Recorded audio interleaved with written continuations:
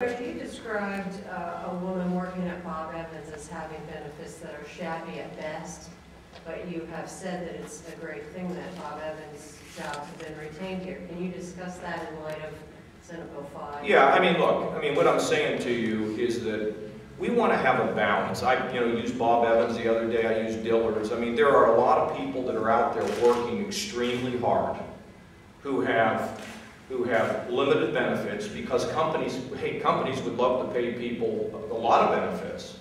But there is this thing called a bottom line. In Ohio, we never had a bottom line, which is why we lost 600,000 jobs and we're behind the 8 ball. So what we're trying to say here is there's some people that have argued that this bill is an attack on the working class. Well, there is an attack on the working class going on right now when people are in the private sector with no defined benefit plan, which means a pension that they get regardless of what happens to the economy, or limited health care. You know, as the lady told me the other day, my health care costs go up and my benefits go down. I mean, what we're asking for here in Ohio is, look, if you've got a pension, you're going to pay a little bit more for it.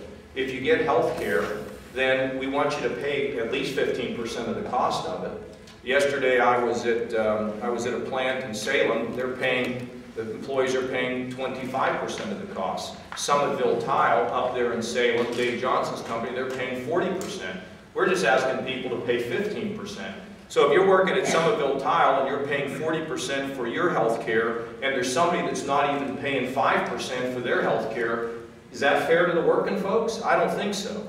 So this is an effort to try to bring a little balance, and of course, most important, to give local communities the ability to control their costs.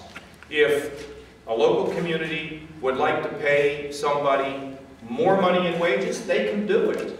And if they're uncomfortable with the fact that their employees have to pay a little bit more for health care, a little bit more for the pension, give them a pay raise. But what we can't continue to do is going deeper and deeper in debt or raising taxes and having an environment in this state where we can't create jobs.